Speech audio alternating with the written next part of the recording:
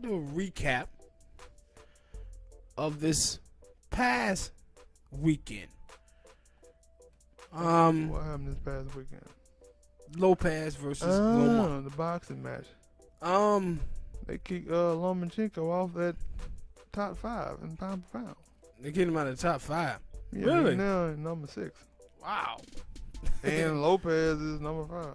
I think now is Crawford, Errol Spence, the little Asian fighter, Noah. Is it Noah? Inu? Something like that. Lopez and somebody else, I forgot. But he ain't in the top 5 no more. Wow. I didn't think they'd kick him out of the top 5. But in that fight, man, what was interesting to me is that I thought I picked Loma to win that fight. But one of the things that I never thought about going into that fight was how good Lopez jab was. And one of the things about him, of him being such a young fighter, you don't see young guys understand the game of boxing as well as he did going in that fight. And what I mean by that is that a lot of his jabs wasn't landing. But he was throwing those jabs to keep Loma at bay. And then he would set that jab, use his jab to set up his body shots. And he kept Loma frustrated the first 6 or 7 rounds of that fight. Where early on you could see that Loma understood that this guy reach was better than his. He understood that the guy had power. And he respected that power too. And so it's like, I think some of the scorecards, a couple of the scorecards was off, I thought. But I had to fight 116 to 112. And a lot of Loma, I thought, had a terrible game plan where it seemed like he thought, you know what, we take this kid in deep water and then I'm gonna drown him. Cause that's what he said before the fight. I'm gonna take him in deep water and drown him. And it was like, well, you gotta win those first. Yeah. At least a couple of rounds in the first fight. What, 6 or 7, right? Yeah, and he came on. Yeah, I like after the 8 rounds. He came on, but the thing is that kid, especially in that 12th round, like he understood, like, yo, Loma trying to steal the fight.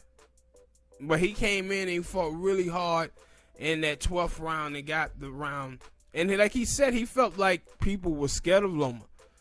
And that's why they was losing to him. And what was crazy, too, about it is you see how arrogant him and his team was, because they didn't even put a rematch clause in the contract, because they just believed that Loma was going to wipe the floor with Lopez and just move on to someone else.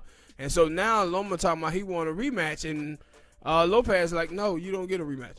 And they ain't walking out. I get it, the reason why Matt Kellerman and them were talking about that they would want to see Loma go back down to 130. That he fought Lopez, and Lopez was at, 135 or something like that.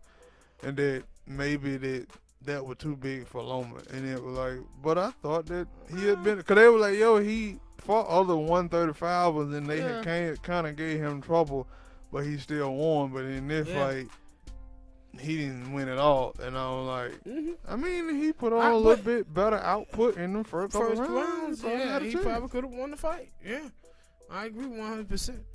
And, people was talking about the bias of ESPN and Joe Tessitore about how, he all on Loma job. And I said, that's normal for him. Then that little pop shot he takes at Floyd Mayweather. And it was funny that you said it again about the money thing, because, again, that's what Max and them talked about today. They were like, the fight that everybody want to see now is Tan Crawford versus Errol Spence. Now, Stephen A was like, nah, I kind of want to see how Errol Spence going to look after that car crash, because I don't think you just come back from that great performance he had, then going to get into that car crash and then come back and put on another great performance. And Matt was like, yeah, but he want to see the boxing politics get out of it, and he want to see the fight. And he was like, I don't want to hear Errol Spence over here talking about, yeah, over here in PBC I can make more money over there. And that one, when that dude Tessitore said that, I was like, no, it's still some of these boxers out here saying I'm going for the big money fights. I'm not going for the fight the best. Like, yeah, but you know, and then they on two separate sides. And I think what's gonna happen is the same situation we had, I think, in 2000, 2001, where Mike Tyson was on Showtime and Lennox Lewis was on HBO, I think it was. And those two networks has to come together to make that fight happen. Same thing with Floyd Mayweather and Manny Pacquiao. Yeah, that's what I think about. They did the same thing. And so my thing is, though, with the big money fights, right? Like Errol Spence and Bud Crawford, they are not pay-per-view guys. Like, you know, maybe they trying to let it brew, let people get out there and talk about the fight, rev it up, so when it does happen, it, you know, worth both their while. And I don't know if they think that they're there yet for that type of fight. Now, hardcore boxing fans, we want it, of course, but do the casual boxing fan is gonna tune into that fight? Like, you seen what that Tyson Fury Deontay Wilder fight? That second fight, anyway, they did everything they could to make that fight big. And I guess the ending of it would have been a great ending. Tyson Fury won knockout fashion, and probably if COVID wasn't happening, that they would be even better with a part 3. Now, yeah, but that fight got canceled. Put back and count. But I don't know what I was going to say was that some people were like, yeah, after Tyson Fury won that second fight, they were like, yeah, they don't want to see a third fight. Because some people felt like, now he didn't knock him out, but that they felt like Tyson Fury won on the cards. No, he did win by TKO. The ref stopped the fight.